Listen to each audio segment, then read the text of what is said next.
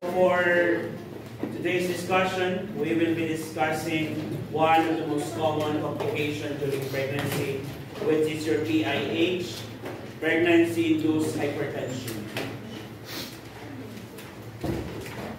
So in general, high blood pressure in pregnancy is a bit common since there were hormonal changes that may occur, such as your increase in your adrenal hormones, which will also increase your blood volume.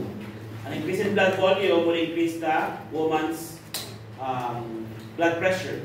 However, in some cases, this hypertension comes with complications. That is why we have to watch out and monitor mother's blood pressure during the entire course of pregnancy. So let's discuss your pregnancy-induced hypertension. From the word itself, pregnancy-induced, this hypertension occurs in relation to pregnancy. So this is due to a condition which as vasospasm occurs during pregnancy in both the small and large arteries. That is why, just like I mentioned earlier, sometimes or a bit normal to women who have high blood pressure during pregnancy. Okay? Now, what are the possible causes of this condition? Okay, the exact cause is unknown. However, highly correlated with the antiphospholipid syndrome. So, antiphospholipid syndrome. This is a form of syndrome, okay, or a type of syndrome wherein there is a presence of antiphospholipid antibodies. Okay, antiphospholipid antibodies. So the exact cause is unknown, but related or associated with antiphospholipid syndrome or the presence of antiphospholipid antibodies. These are the risk factors that is related to your pregnancy-induced hypertension. Number one, multiple pregnancy. If you are a woman who is pregnant, okay, with more than one fetus, you are more at risk to develop this condition, but it's not 100%. Okay. Another one is that if you are primiparas less than 20 years or more than 40 years old. Primiparas means first time pregnant mothers. Okay. First time pregnant women. Okay. Another one is poor nutrition due to economic status. Poor nutrition due to economic status. It has something to do with the protein consumption. Pag ikaw ay mahirap, of course, your diet is not also that good. Hence, it would affect now the food that you will eat. And it will eventually lead into such condition. Another one is your multigravida. What is multigravida? A woman who have had more than one pregnancy. Okay, or more than one delivery. Okay, multigravida. Also, your hydramnios is also included. Hydramnios, or also known as polyhydramnios. So, polyhydramnios is the excessive accumulation of amniotic fluid more than usual. Ang normal lang kasi dapat natin sa around 800 to 1,000 ml. More than that, it is called as polyhydramnios. Pag mas mababa naman, or if it's lower than the normal range, it is known as your oligohydramnios. More than the usual, it's your polyhydramnios. Less than the usual, it's your oligohydramnios. Are you guys still with me? Yes, okay? And the last one is your comorbidity. If you are a woman who got pregnant with existing condition such as heart disease, we already discussed this, okay, your heart diseases, diabetes, okay, with vessel or renal involvement, and essential hypertension. In terms of the essential hypertension, you know already that there are 4 categories of your blood pressure. We have the normal, the pre-hypertensive, hypertensive 1, and hypertensive 2. Question, what is the normal blood pressure? A normal blood pressure is less than 120 to 100 below. Okay? But not less than 100 for the systole. Okay? And 70 to 99 naman sa diastole. Are we clear? That is the normal blood pressure. 120 to 139, okay, for the systole is considered as pre-hypertensive. Pre-hypertensive. 140 to 159 for the systole is hypertension 1. And 160 and above is considered as hypertension 2. Let me repeat that. Normal is less than 120. Okay, less than 120. Okay, until 100 for the systole. And the diastole is from 70 to 99. For the pre-hypertensive, upper limit is 139. Above 139 to 159 is called as hypertension 1. Above 160 is hypertension 2, according to World Health Organization. Are we clear? Maliwanag po? Take note of that. You have to set that in your mind because we're going to differentiate that later on pag nandun na tayo sa types ng mga PIH or pregnancy-induced hypertensions. Now, what are the signs and symptoms of your PIH? Always tell this to my student. Yung signs and symptoms, there are 3 triad signs for PIH. Ano yung 3 triad sign nila? The word is PIH. What is P? Proteinuria. Proteinuria, okay? Proteinuria is what? The presence of protein in the urine. Tama po ba? Yes, the presence of protein in the urine. If you can still remember, okay, protein maintains osmotic pressure. What is osmotic pressure? It maintains the balance of fluids between the different compartments of our body. Ano yung mga compartments ng katawan natin? What do you call yung inside the cell? Intracellular. Outside the cell? Extracellular. Tama po ba? Extracellular is subdivided into 2. What are the 2? Intravascular and interstitial. Are we clear? Okay, there should be a balance between the fluid inside the blood vessel and outside, which is the interstitial space. Parehas ba silang may tubig? Yes. However, it is normal na dapat on a state of equilibrium lang. What maintains it? Ang tawag natin doon, osmotic or oncotic pressure. Oncotic or osmotic pressure is made up of albumin. Albumin is a protein. Hence, if there is decreased protein, decrease ang albumin. What will happen to the fluids? It will escape the blood vessel and accumulate in the interstitial space. Normal po ba na may mataas na tubig sa interstitial space? Ang sagot, no. If it stays there, ang tawag natin doon, edema. Therefore, ang proteinuria, pag iniihi mo, what will happen to the number or level of albumin in the body? Increase or decrease? Decrease. Therefore, what will happen to the oncotic pressure? Decrease also, leading now to your edema. Wrong spelling. BIH kasi. BIH. Kasi ang last natin is hypertension. PIH. Tignan natin. Okay, PIH. Okay? Proteinuria, edema, and hypertension. Are we clear? Are you sure? Yes. Again, hypertension because of the vasoconstriction. Secondary to prostaglandin. Okay? Kaya may hypertension ng mga buntis. Yung edema naman po is because of the protein loss due to proteinuria. And your proteinuria is because of the increased permeability in your glomerulus. Which means to say that a protein is supposed not to be seen sa ihi. Kaso, yung filter ng kidney natin, which is called as glomerulus, increased permeability, meaning protein escaped the body and excreted through urine. Kaya nakita natin siya sa mga pasyente na may PIH. May kinalaman din ba yan sa mataas na blood pressure? Yes. Kaya tumaas ang permeability ng glomerulus. Are we clear?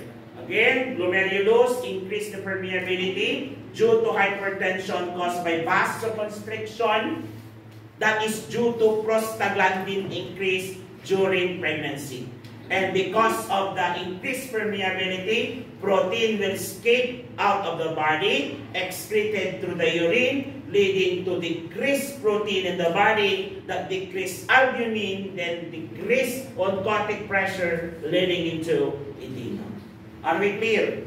Sure? Yes. Now, there are different types of PIH. These are the types. Let me explain. Sabi nga ni Victoris na yung pharmacist. Let me explain. Si Archie, am I right? Ayan. Let me explain. Number one, isn't it? I mentioned earlier that hypertension in pregnancy is common. Yes or no? Yes. It is because of the increased prostaglandin. However, hypertension should only be limited to hypertension 1. As you can see in the blood pressure of 140/90.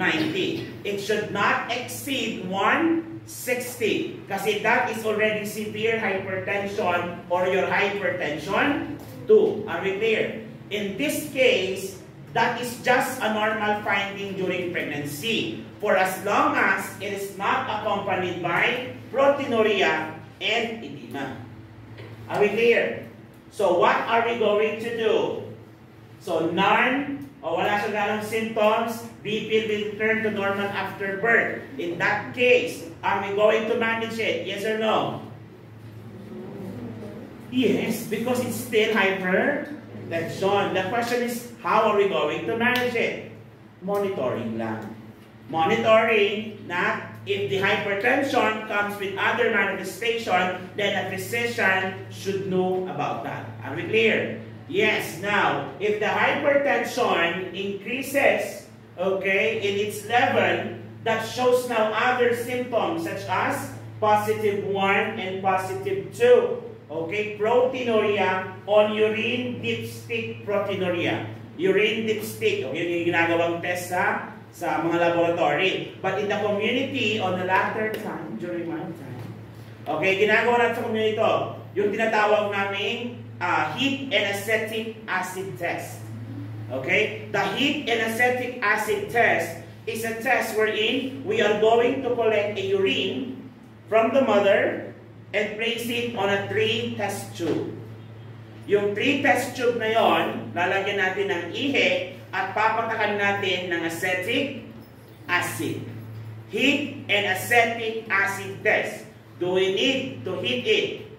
Yes. Ipapainit natin yon sa alcohol lamp. Okay, using alcohol lamp, nasa kitchen bag yan. Tama ba? Papainit natin yon at pag uminit, alam nyo ba ang itlog? Yung itlog, yung puting part, yung clear part, is that protein. A protein exposed to heat will turn cloudy. Kaya nagiging puti yung clear part ng itlog. Same as here. Protein, kapag na-expose sa init, mamumuti. So the urine will become cloudy.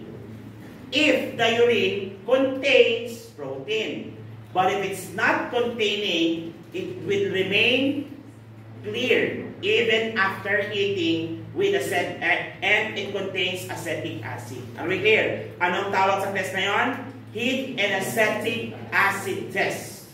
So a cloudy urine denotes that the mother or that person has proteinuria. Clear? Yes. However, in the community yon, kapag bahay-bahay. Pero kapag nagpo-check up sa clinic, of course, ibang test ang gagamitin, pero same ang purpose. To check if there's proteinuria. And the proteinuria will be graded positive 1 or 1 positive, 2 positive, 3 positive, and 4 positive, which is the highest. Are we clear? Clear tayo? So, ano dapat ang normal? Dapat 0. Clear? 1 positive, it has traces, however, it's not that severe. Okay? Habang tumataas ang number, the more severe the condition will be. Ibig sabihin, mas mataas ang number, the higher the number, the highly permeable the glomerulus is. The more protein is escaping the system. Are we clear? Yes, the positive 1, positive 2. And because of that, protein loss, nag-start na rin na magkaroon ng mild edema on both upper face, okay, on both upper extremities, face, and the woman would develop weight gain. Bakit may weight gain? What causes the weight gain? Ano ulit? Fluid retention. Computer niyo lagi ha. Fluid retention. There is fluid retention because the fluid na dapat umiikot sa katawan at ma-filter ng glomerulus skip the vascular system and goes into the interstitial space. Is that an extracellular compartment? Yes. Yun yung isa sa division. The intravascular and the interstitial. Konti lang dapat ba ang tubig sa interstitial? Yes. Just enough to wet the surrounding organs. Dapat. Pero pag naipon ang tubig yon, abnormal na yon. Ang tawag natin doon, edema. Eh, anong tawag ko pag namaga ang buong katawan? Anasarca. That's A-N-A-S-A-R-C-A. Anasarca. That is known as your generalized edema. Generalized edema. Are you guys still with me? Okay, proceed tayo. Ngayon, if the condition becomes severe, wherein the blood pressure goes equal or higher than 160, and the proteinuria also exceeds 2, which is 3 positive and 4 positive, or a 5 gram on a sample, 24-hour urine. Paano ginagawa yung 24-hour urine? How are you going to do that? Pag sinabi ng doktor, perform 24-hour urine collection. How are you going to do that? Funda, basic. Urine collection. So, orasan natin yung ihi niya. Mangulag tayo for the next 24 hours. Anong oras ngayon? 12:30. Ano? 12:46. Okay. Mag-start tayo ng 24-hour urine collection ng alauna. Umihi ngayon itong si pasyente ng 1:15. Anong gagawin mo sa urine? Iko-contain, itatapon? Itatapon. Kasi yung ihi nyo is prior 1 p.m. So mag-start ako yung ihi niya, okay, na yung 1 p.m. onwards na. Kasi yung 1 p.m. na yon, dapat yon, umihi kasi siya prior 1 p.m. Para yung 1 p.m. urine na yon, okay, specific lang siya from that first hour up to the last hour. So ilalagay ko kayo sa container? Yes. Yung container na yon, ilalagay ko rin sa kaya yung mga ref sa ward, huwag nyo lagyan ng pagkain, baka mapagkamalan yung apple juice. Sarap. Medyo maalat-alat yung apple juice na. Okay? Now, extreme edema, overbony, prominent, leg, and even cheekbone. The woman who started the event, tatawag natin moon face. Alam yung moon face? Naging mochi yung mukha niya. Moon face, okay? And there is presence of oliguria. Anong oliguria? What is oliguria? Oliguria? Huy! Oli! O kanina din sabi ko, polyhydramnios, oligohydramnios. Poly is mataas, oligo, mababa. Yan. Diminish, okay? Diminish urine output. Okay? So para malaman natin kung diminish, question, second year, second sem, what is the normal urine output per hour?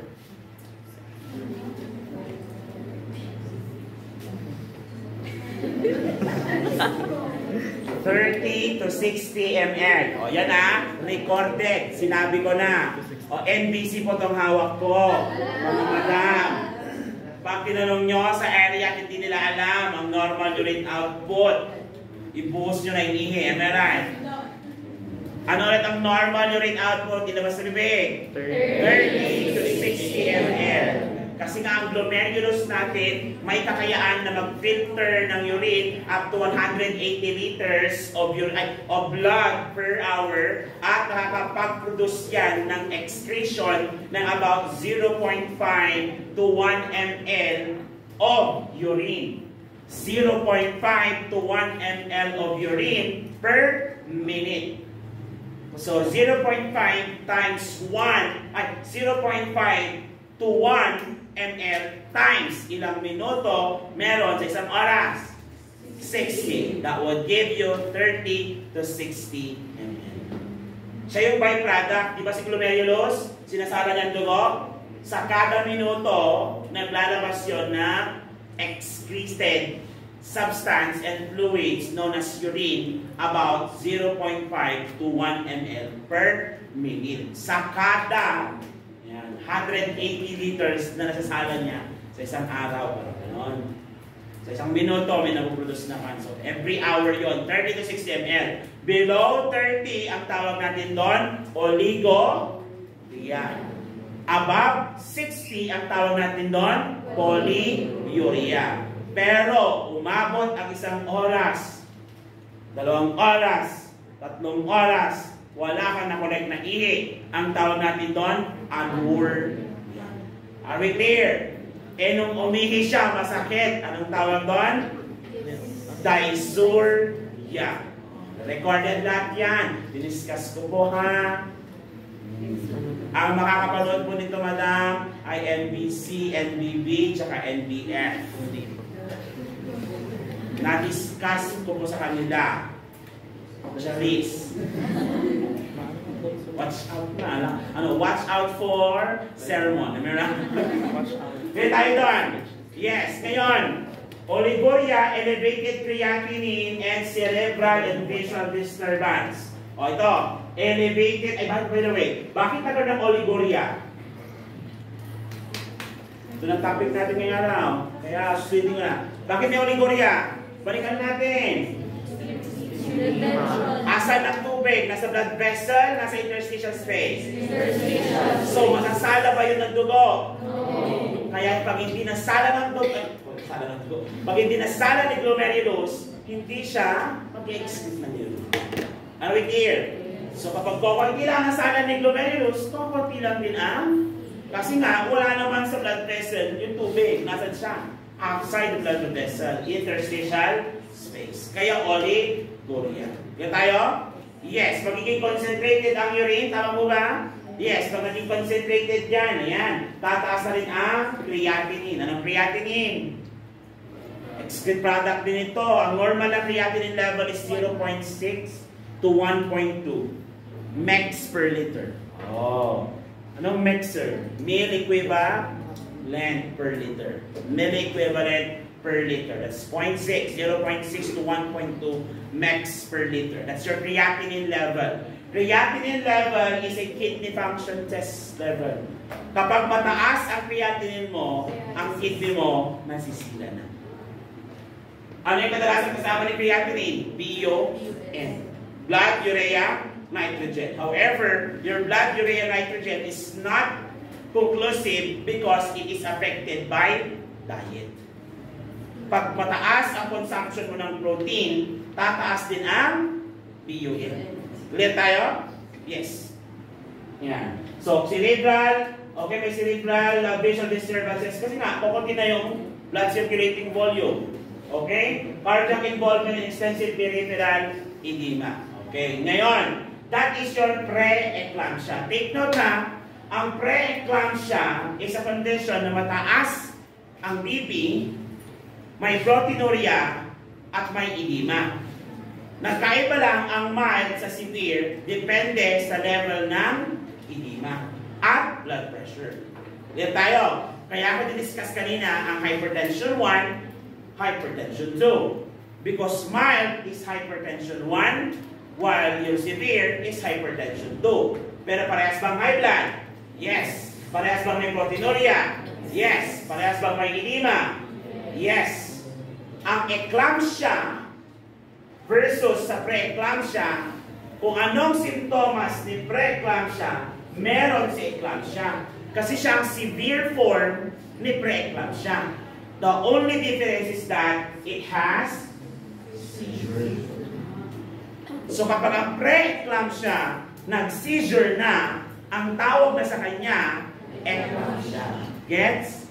As simple as that. Hindi nyo kailangan pakomplikatuhin. Para at least may idea kayo sa mga pinag-uusapan natin. Are we clear? Ulitin natin, ilabas sa bibig para mas makaintindi. Normal po ba ang high blood sa buntis?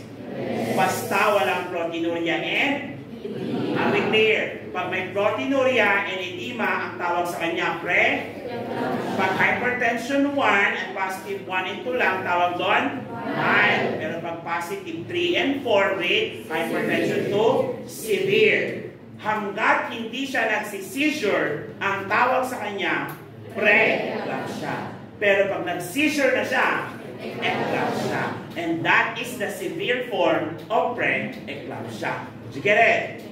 As simple as that. Ngayon, delikado po ba yan, sir? Yes, kasi meron na tayong neurologic symptoms. Pwede ko mamatay ang pasyente? Yes. Do we need to manage that? Yes. Kaya i-manage natin siya using your nursing intervention.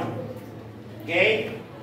Now, what are the signs and symptoms, okay, ng pasyente na may severe preeclampsia or eclampsia? Watch out for the following: severe epigastric pain, nausea and vomiting. Nausea and vomiting indicates abdominal edema. O pati yung tiyan niya na namamaga, pati organ niya na namamaga. Ano na ulit yung tawag doon sa generalized edema? Anasarca. The anasarca causes now multi-system edema, including the stomach, the abdomen, causing now nausea and vomiting. Shortness of breath and difficulty of breathing. Pwede bang mag-lead into pulmonary edema? Yes, naipon na yung tubig sa kanyang lungs. What else? Pwede magkaroon ng severe headache, blurring of vision, seeing spots before the eyes, hyperactive reflexes, presence of ankle clonus, suggestion of cerebral edema, and decrease or absent of deep tendon. Lahat ng isipin mong edema sa katawan, pwede nang mangyari sa pasyente ito. Delikado ba yun? Yes, yung cerebral edema pa lang, delikado na yan. It may lead to increase ICP or intracranial pressure. That may lead to Cushing's triad. Ano yung Cushing's triad? Hypertension with increased ICP and tachycardia. Okay? Bradycardia, should I say. Bradycardia. Ang tawag doon, Cushing's triad. Simptomas ng Cushing's triad. Simptomas ng increased ICP. Brought about by increased cerebral edema. Namamaga na rin para yung kanyang brain, okay? O yung surrounding ng kanyang brain. Punong-puno na rin ng tubig, okay? Clear tayo dyan? So watch out for the signs and symptoms. Now, how are we going to manage it, sir? Para maiwasan na siya ay nag-seizure, we will be giving a drug that will prevent it to happen. Ano yung gamot to manage and prevent seizure to patient with preeclampsia or PIH? Your magnesium sulfate. Na-discuss ko po mga madam ha, ang magnesium sulfate, drug of choice natin for PIH to prevent what again? Seizure. To prevent seizure. Magnesium sulfate. Question, can we give it direct IV? Yes or no? Aspirate. Bigay ko na. Pwede ba gano'n?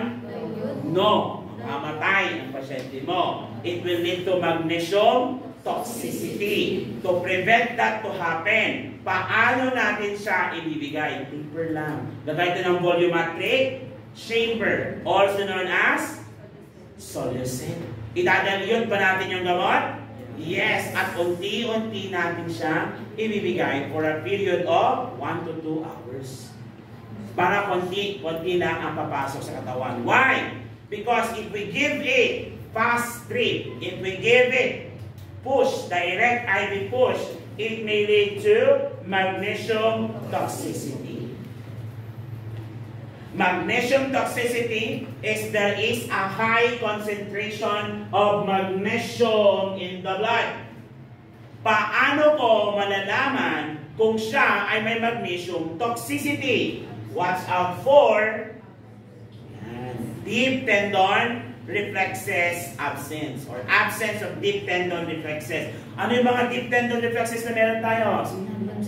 Ano ulit? Patellar. Yan, yun. Common. Check mo yung patellar reflex niya. Okay, ngayon, pag ang pasyente na magnesium sulfate, should you assess deep tendon reflex frequently? Yes or no? Yes or no? Yes, because you're trying to watch out for the symptoms of magnesium toxicity. Aside from that, it can also lead to tachypnea. Difficulty of breathing. Pwede ba? Yes. Kaya bumibilis ang kanyang paghinga. EOB. Lethargy. Anong lethargy? Lethargy? Ano ulit? Wala. Paano mo ma-differentiate ang lethargy sa stuporous? Assessment nyo. Kapag awake yan, puntahan ko si ma'am, paglapit ko, hello ma'am. Gising na siya. Si lethargy, kailangan niya magising kapag itatak ko ang shoulder. Si stuporous, kailangan kong saktan. Ganon. Ganun lang. Di ba sa assessment nyo yan? So, assessing the level of consciousness. Ayan. Ano naman? Thank you. Kasi ngayon yung mga ina-assess nyo sa area. Okay? Kindness. Oligoria and dyspnea. Something related to reflexes. Something related to respiratory system. Dyspnea and tachypnea. Are we clear? Are we clear? Yes. O question. Kung may toxicity, may antidote. How to reverse the condition? So, if you are giving magnesium sulfate to a pregnant women with preeclampsia, what should we always near the bedside? Your calcium gluconate. Your 10% calcium gluconate. Okay, 10% calcium gluconate. So you have to maintain the level of magnesium sulfate around 5 to 8 milligram per 100 ml. Then, if in case that magnesium toxicity arises, stop infusion if toxicity occurs. Mag sulfate causes respiratory depression to newborn if given near birth. Kapag binigay mo niya sa marami panganak ang bata, pwede mag-lead into respiratory depression. And complication may lead also to osteoporosis for long-term use. Why? Pag si mother daw gumamit ng magnesium sulfate from first trimester up to the last trimester, ang baby daw magiging prone for osteoporosis or even the mother. Bakit? Ano ulit? Something to do with the fluids and electrolytes. Sino ang kaaway ni sodium? Basic fluids and electrolytes. Potassium, di ba? Where sodium goes up, potassium goes down. When potassium goes up, sodium goes down. Meron silang inverse relationship. Parehas nila si magnesium tsaka si calcium. Okay? Magnesium and calcium has the same relationship. When magnesium increases, calcium decreases. Kaya nga, nung may magnesium toxicity, para bumaba, taasan natin ang tama? However, if the mother is taking magnesium for a long period of time, what will happen to the level of calcium? Baba. Kapag mababa ang level ng calcium, what will happen to the bone? Will become brittle or porous. Parang may unga-unga. may ano yun, may hollow sa gitna. Hindi siya dense. Okay? Which is a manifestation of an osteo condition o sakit sa buto na common sa matatanda known as osteoporosis. Kanino mas common ang osteoporosis? Babae o lalaki? Babae. Babae. Ganun tayo? Yes. Kaya yung mga pangit na, liliit na masyado. Kasi ang bukod. Nagsuruan na. Tuwing tumingin sa classmate na maliit ha. Basta sa... next, nursing intervention. High blood ba ang pasyente? Drug of choice. What is the drug of choice for hypertension in pregnant women? Ano ulit? Hydralazine. Very good. Hydralazine is what form of anti-hypertensive drugs? Nakalimutan na ng mga anti-hypertensive drugs nila. Nalala niyo yung mga beta blockers? Nakalala niyo yung mga yon? Anong type or anong form? Anong form ng hypertension ng hydralazine? It's an example of what? Kasi natandaan nyo lang, ulol. Tapos yung pharma, alam nyo lang, ulol. Ulol, your mga beta blockers are actually antihypertensive drugs. Antihypertensive drugs yung mga yan. Lahat sila ends with ulol. Exemption si hydralazine. So hydralazine is actually a beta blocker. Are we clear? Yes, okay? Si hydralazine is a beta blocker. And this is the drug of choice for hypertension in pregnancy. Okay? Other drugs that can be given are your labetalol and your nifedipine. Okay? Labetalol and your nifedipine. And it will also be used to manage postpartum preeclampsia that may occur after 14 days after birth. So, pwede mag-proceed yan even postpartum. So, kapag mataas pa rin ang BP niya postpartum, then we can give still hydralazine. We still give your hydralazine. You following? Yes. Okay, can I proceed? Can I continue? Not yet. Okay. Again ano yung drug of choice natin? Ano yung drug of choice natin for preeclampsia to prevent seizure? Magnesium sulfate. Pwede ba magkaroon ng toxicity? Yes. What's the normal level of magnesium in the blood? 5 to 8 per 100 ml. Are we clear? Yes. Okay. Going beyond that is considered as toxicity. Ano na ulit yung i-assess natin first para malaman natin yung toxicity? Absence, deep tendon reflexes. Pag nakita natin ito, anong pwedeng ibigay na antidote? Calcium gluconate. Pero kapag matagal mong ginagamit, anong possible complications sa babae? Even porous bones? Yes. Pag mataas ang BP ng buntis, anong gamot pwedeng ibigay?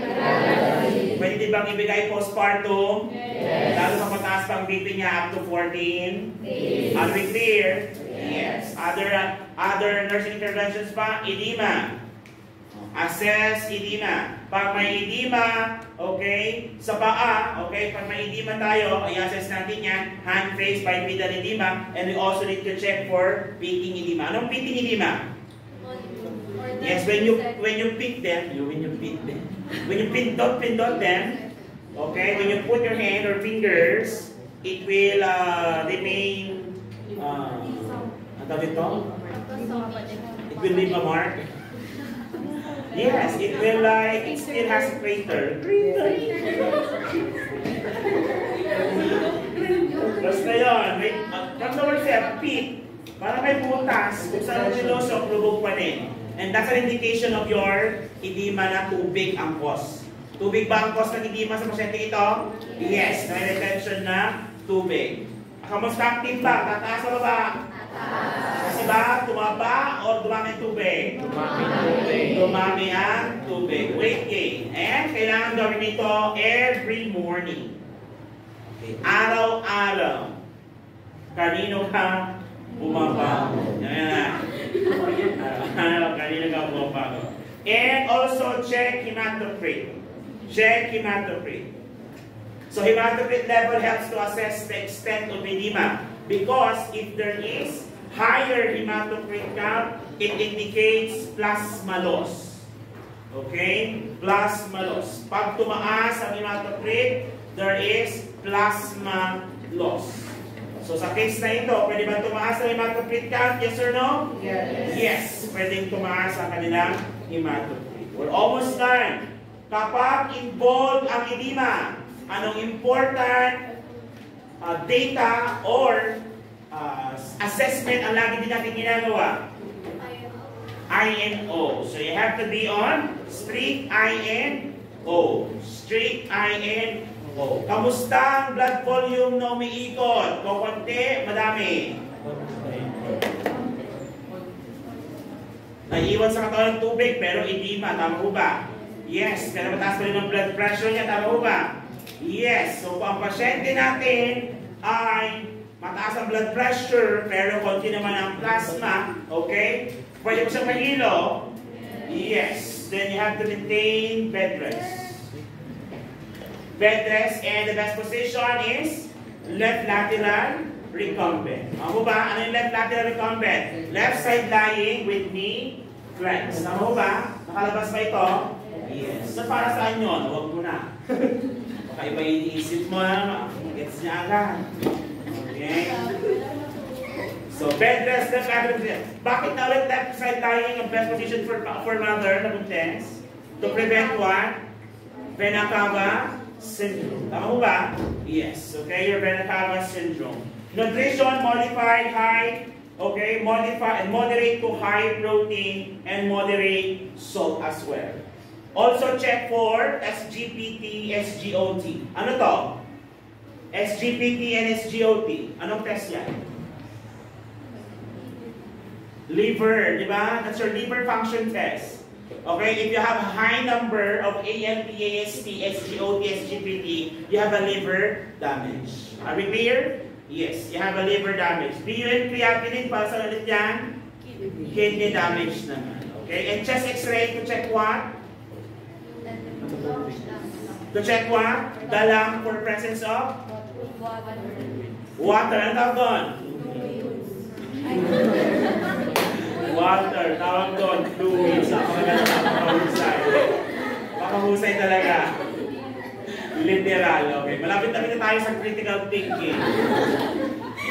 Okay. Pag may tubig, ano yun? Fluids. Ano yung fluids? Water. Ang ganda talaga ng analysis. Alala, nakakatakot. Again, chest x-ray. Edema. For the check for the presence of pulmonary edema. And you also check for the platelet count. Why? Because there's a possibility of liver damage. Pag damaged liver, what will happen? Magbi-bleed ng magbi-bleed. Tama? Para ma-prevent ang bleeding, magagamit ang platelet. Dahil nakukonsume ang maraming platelet, ano nangyayari? Bumababa ang platelet. Pag nangyari yon, it will lead to another complication. Ang tawag natin doon, HELLP syndrome. HELLP. HELLP syndrome. So we will discuss that to other videos, okay? HELLP syndrome, okay? Your HELLP syndrome. That's your hemolysis, elevated liver enzymes, and low platelet count, which is a complication of PIH. So, nangyayari siya sa complication associated with PIH. I'm going to discuss that to other video. Almost done. Nursing interventions. Observe seizure precaution. So, if a patient is prone for seizure, what should be the nursing diagnosis?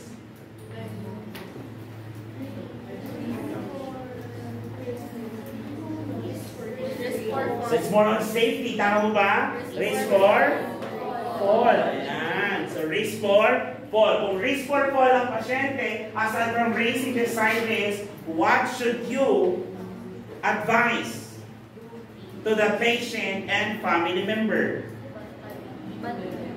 Not to leave the patient alone. Okay? And what will you do sa bed position? Highest possible or lowest possible? Para pag nalaglag man, at least mababa na. Okay tayo? Pero, incident report pa rin yun. Right? Kailangan pa rin mag-incident report. So, eliminate. Ano pa? Kung may seizure siya, practical sila ng seizure, should you prevent stimulus? Yes. Kung prevention of stimulus, ang role, maliwanag or dim? Calm or loud? So, kailangan eliminate or minimize stimuli. Bawal ba ako doon sa kwarto niya? Yes! Hala! Huwag mo naman tumahimik akong kailangan. Ako'y pagpadang Narceda. Promote safety and during seizure, maintain a patent airway, okay, or administer magnesium sulfate and assess O2 saturation. Also monitor fetal heart zone, uterine contraction, and give oxygen via face mask. After the seizure, patient will be positioned sa side lining to prevent aspiration kasi magkakaroon ng drooling. Patient will be placed in the NPO or nothing per RM. Check for vaginal bleeding and deliver the baby. Preferred delivery is NST. Preferred delivery is NST. Preferred delivery is NST.